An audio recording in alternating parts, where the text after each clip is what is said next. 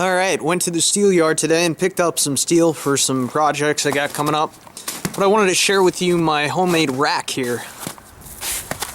Thought it was pretty cool, so I figured I'd share it with you.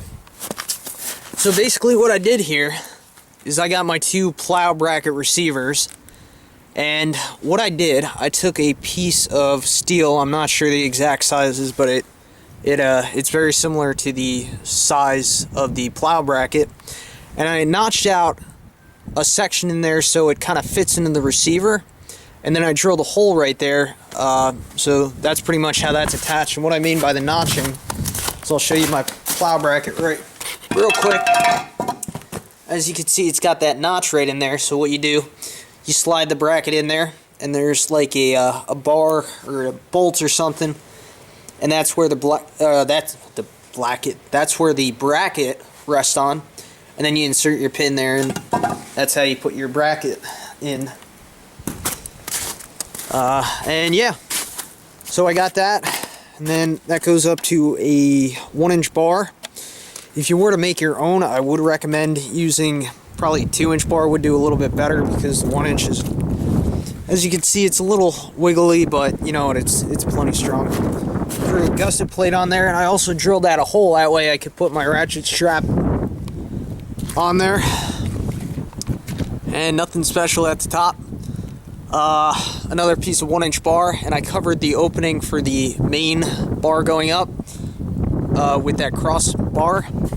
And then I used 2 pieces of, it's like 1/4 inch by 1-inch flat stock, and that way I closed up all the gaps, so that way no water gets in there and rusts that out. Now it does sit a little bit on my light bar, but that's no big deal. Also threw a piece of clothing up there, you know, just for it to sit on. And I also have a central strap, that way it doesn't shift on the roof from side to side. And then here's the back rack. So because the plow bracket is offset from the center line of the truck, I also had to offset this bracket. And in the back here, I have 2-inch tubing, as you can see. Welded that up. Figured I didn't need a gusset there. I didn't put one. Welds are plenty strong. Also put a gusset right there. That goes right up to the top. And also you see here I ran a couple beads of weld. There's 2 right here, and I believe there's 2 on either this side or the other side. And the reason I do that is so when I insert it in there, it's a very tight fit and it won't have a tendency to wobble, if that makes sense. So kind of firms up the bracket. Sometimes I have to use a hammer to get it in and out of there. And that's pretty much it. So one other thing I will mention real quick, I do have the regular cab and the short bed, so my truck's it's short. And the steel I get normally comes in either 20-foot lengths or 24-foot lengths. And the distance from that bracket to that bracket is 19 feet, so I just have a couple inches on either end, you know, for the stuff to hang off. So that is just something to watch out for before you make your own brackets if you plan to. But this is a great alternative. If you have a plow bracket, you could even make some kind of bracket in the front.